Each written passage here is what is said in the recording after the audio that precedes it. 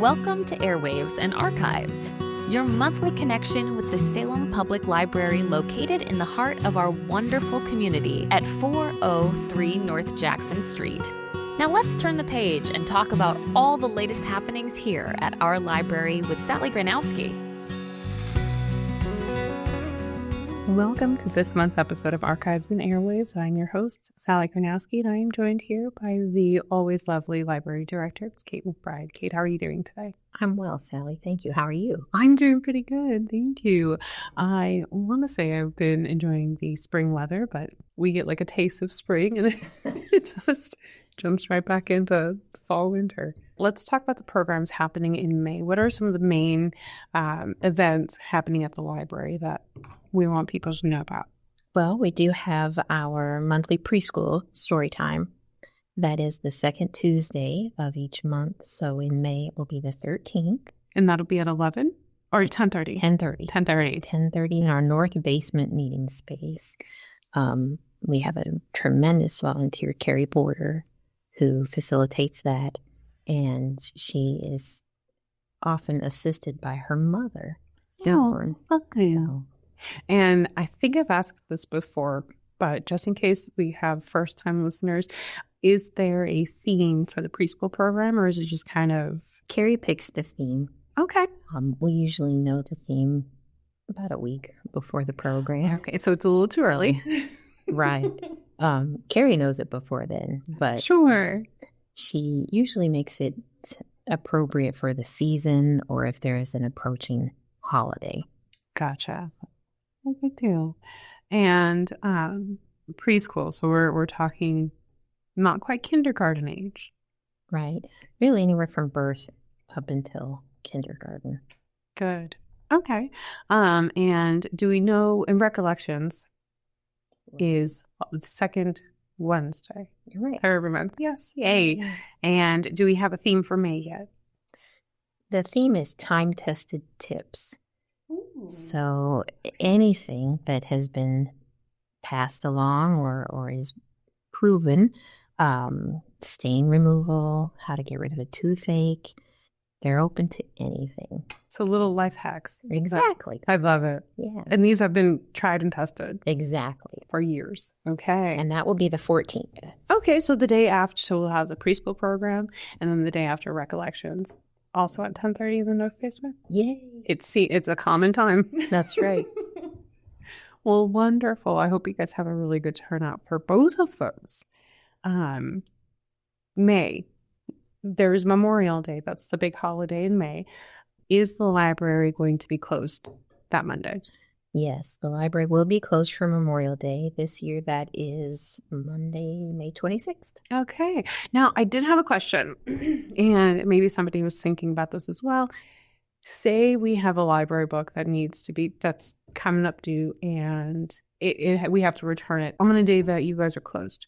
How can somebody return that book? Excellent question. It's my responsibility to enter into the software the days that we're closed. Okay. The days that we know ahead of time that will be closed, like holidays. And the circulation software accommodates those dates.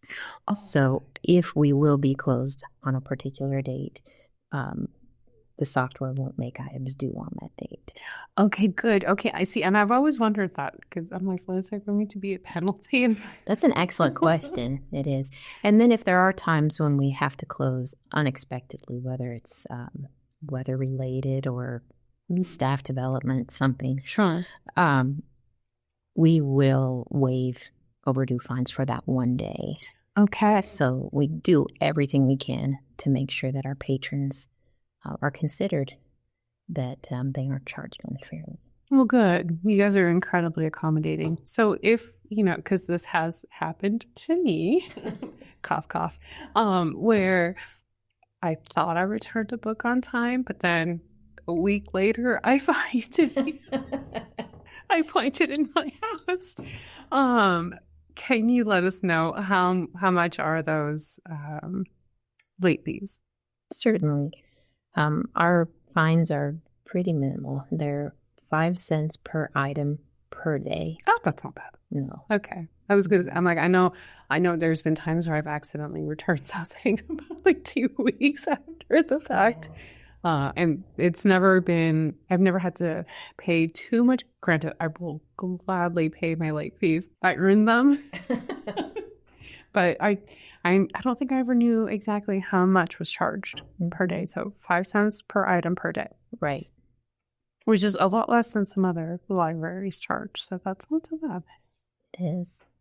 And should an item be extraordinarily overdue, the fines stop accumulating when they equal the purchase price of the item. So say a book is $25. Once the overdue fine is $25, you're no longer accumulating. Right, because I mean, you basically own that book. Yeah. Okay. You kind of hold on to a book a very long time. You do. For that to happen. You do. I'm not saying it's not doable. Oh, it's doable. It's definitely possible. Fortunately, it's not done often. Well, good. Okay. Okay, excuse me. So since the holiday, so we have Memorial Day, but then we also have Mother's Day. Will there be any display themes for either one of those? Usually in our children's area, we display books about moms, and then we also display patriotic books. We have a few nonfiction books specifically about Memorial Day. Okay. But not a bunch. So we do pull books about our nation. Well, good. And about those who have fought for it. So veterans, soldiers. Gotcha. Well, I love that. I can't wait to see it all. Okay, so other contests and stuff. Excuse me. That was me rewind. It was impressive. Thank you. All right. So any other special activities happening in the month of May that we should know about? May 19th will be the beginning of our annual American flag retirement drop-off. Oh. And that will run through about June 9th, I think is the latest we'll run. Okay, so almost a whole... many weeks. Yes, oh my goodness. We're not here for math by Dolly. I'm educated, I promise. Okay, so can you tell me a little bit more about that? We started that several years ago. I had seen something on Facebook, I believe, that the Topeka Public Library in Topeka, Kansas. I have family there, so I stalk their library, but for ideas. And so we borrowed this from their library. And before Flag Day, we have a box available near the door of the library, the entrance, where folks may drop off American flags. And then right before Flag Day, which is June 14th, representatives from the American Legion, Post 99 here in Salem, will retrieve those, and the Legion will dispose of them in accordance with the United States Flag Code. Okay. So when you say people can come in and drop off their flags, what kind of flags are we looking for? Obviously not the brand new ones that we just pulled off that were just purchased or made or whatnot. What are we looking for as far as flags that can be retired? Can you answer that? I'm not well versed in the flag code. I'm drawing on what my parents taught me, what I remember of what my parents taught me. But flags that are torn, okay. Flags that are frayed or just too faded. I see. To continue to represent our nation proudly. So they are fabric, not the plastic flags, fabric flags, and they do have to be burned, as I understand. And so the Legion does that honorably. And it's my understanding that they do involve the Scouts so that the next generation learns how to do that in a respectful way. Yeah. Oh, absolutely. I went to when I was a kid, way back when, I went to a flag ceremony, and it was with the Girl Scouts. and whatnot. And we watched them do it. I mean, it was just that it was pretty impactful. Yeah, it was a really cool ceremony. So, alrighty. Thank you. So May 19th it's through the 9th of June, and that is the drop-off. Now, can you tell me, will there be a box for these drop-offs to be taken to the circulation desk? How does somebody drop that off? There will be a box near the entrance of the library, and it will be clearly marked with its purpose.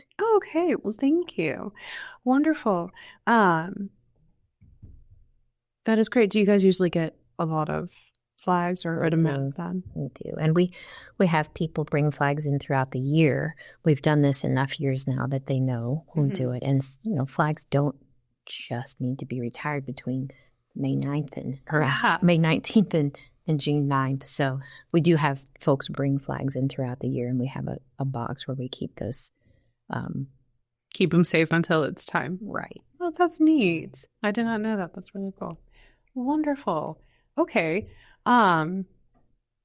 Here recently, the library has had some pretty amazing donations. I know we have talked about the consortium and all of the wonderful things that we can get through the Missouri Evergreen, not just books or periodicals, but things such as video games, baking supplies, even mobility aids. But now the Salem Public Library has some mobility aids, don't we? We do. We have 3 and 1 yet to be processed.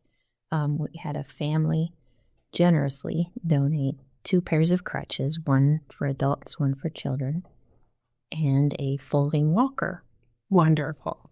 Yes. That is really cool. Incredibly generous. And so we found another library within the Missouri Evergreen Consortium, and we patterned our policy after theirs. And so those can be circulated for 21 days or 3 weeks, and they can be renewed one time. Of course, we'll work with patrons if they're going to need them. Well, a little bit longer. Mm-hmm. Yeah. And naturally, they can all be adjusted as a person needs them to be. Sure. And then here, even since we cataloged those 3 items, another family brought in one of the walkers that has the brakes and the little seat and the wheels. Oh my gosh, that is so great. I asked that we include that in our collection. That needs to be cataloged. Sure, before it can be available. Right, but that will be available soon. That is so wonderful. Oh my goodness, and now people who need these can't afford to get them because they're not the cheapest. Right. And if you only need them for a little while, it doesn't make sense to go and spend all the money to get them and then have them lying around your house. Right. Money's too hard to come by. It is. But although, if you do have some lying around, I know a good place I could put them to use. I'm just saying. Yes. Well, wonderful. So the 2 sets of crutches and the walker, those are available presently for patrons to check out. They are. And then the walker with the brakes and the seat has yet to be, but it's in the process. Correct. Wonderful. Okay, well, that's great. And you do need a library card for that. So, but that's nice. We have it here in town. We don't have to make a request and wait for it to get delivered. So that'd be great. All right. So just really quick before we wrap this up, I just wanted to remind patrons and listeners alike that now that the weather is starting to get lovelier, the library, along with the Missouri Department of Conservation, has a rod and reel loaner program where you guys provide the fishing. The fish? Nope, not the fish. They have to find their own fish. We provide the equipment for them to retrieve those fish.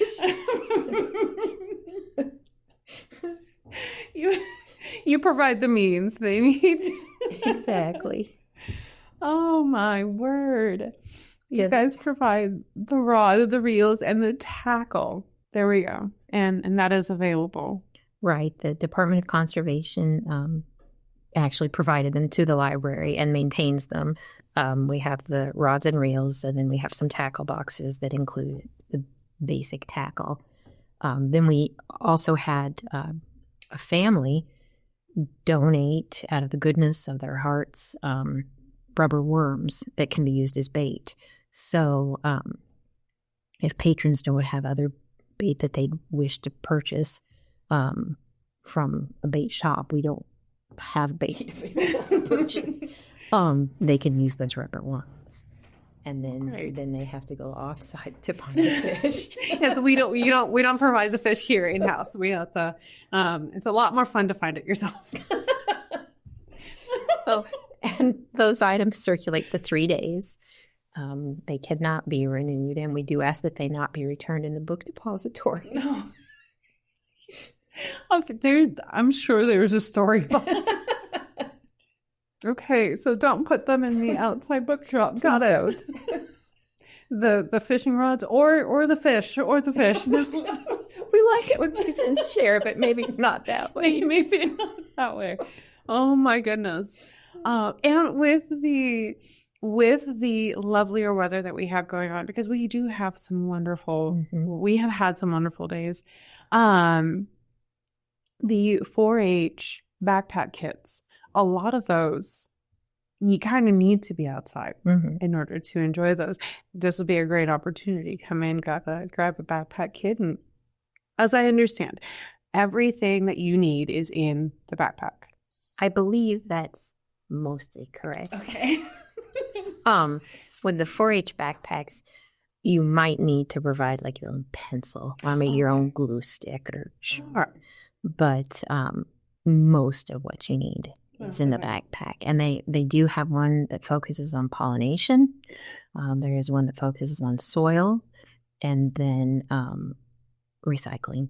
So those are all, if we get one of those rainy days, they can be done inside, but I think they'd be a lot more fun. I think so too, especially now that it's spring and the pollinators are out and everyone's planting their garden now. I mean, you're tilling the soil anyways, might as well learn about it. Exactly. That's really great. So I love that. Well, thank you so much, Kate. I hope May is another wonderful month for the library. With that, us at KSMO Studios, we've been working on something special, and we did have you hear it. We did have you listen to it, and so now we're going to share it with everybody else, all of listeners and patrons. And I hope it's popular, and I hope other libraries listen to it and say like, "Oh my goodness, that's really cool." But us at KSMO Studios, we have kind of created a song about the library. The inspiration for the song is my daughter, Charlotte, and her love of books and the library and whatnot. But I hope that everyone can find something to resonate with the song. So we will present it here after this episode is over. So stick around. And Kate, thank you so much for sitting down with me. Before we leave, I should have asked this earlier. Is there anything else that you want to say about the month of May? Oh, we just look forward to seeing people in the library. Absolutely. Thank you. All right. Well, Kate, thank you so much. Thank you. And now a musical collaborative effort between KSMO Media and the Salem Public Library. May I present the broadcast premiere of the song, Books Became My Saving Grace. 6th grade, a girl feeling small. Halls and lockers seemed way too tall. Social waves, they crashed too loud. Pressures building, drowning crowds. Left school, off the bus. Meet my first friend, someone to trust. Mrs. McBride, gentle and sweet, guided my steps, soft-spoken retreat. Books in my hands, worlds open wide. In the library, safe inside. Turn the page, find a place, lost in worlds away from the chase. Library doors, a calm embrace. Books became my saving grace.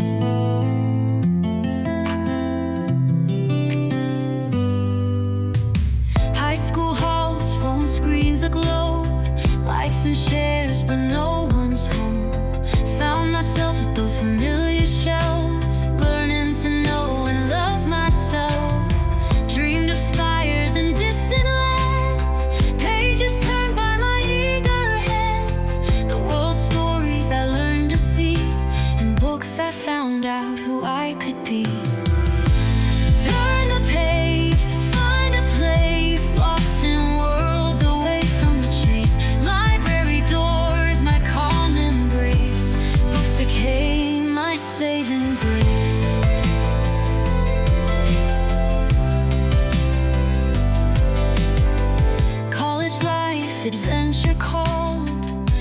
Egypt's streets, Asia's walls, but everywhere, wherever I'd roam, libraries became my only home. Friends online, lives intertwined, yet nothing matched reading peaceful lines in quiet corners, silence profound, peace and wisdom always found. Turn the page, find a place, lost in worlds away from the chase. Library doors, my calm embrace. Books became my saving grace.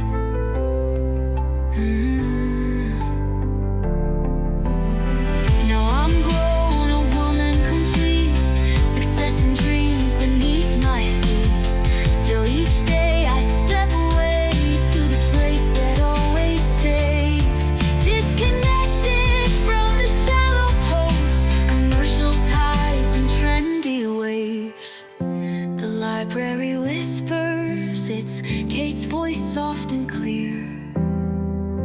You're home again, dear, you're safe right here.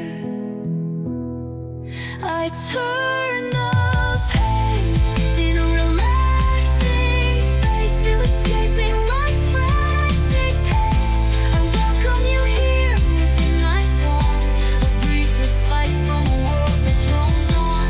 Stay here with me where all belong.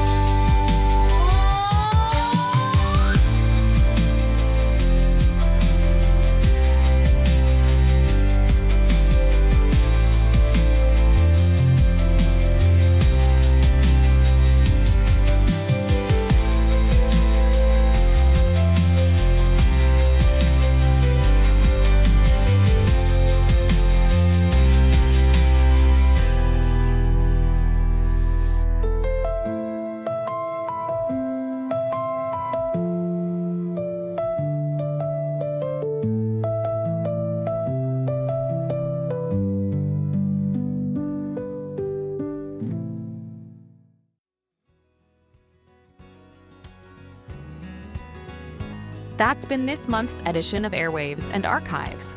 Remember, we're more than just books at the Salem Library. We have public computers, ebooks, movies, as well as many different programs and workshops. Come by and visit us at 403 North Jackson Street in downtown Salem or online at salempubliclibrary.net to stay connected.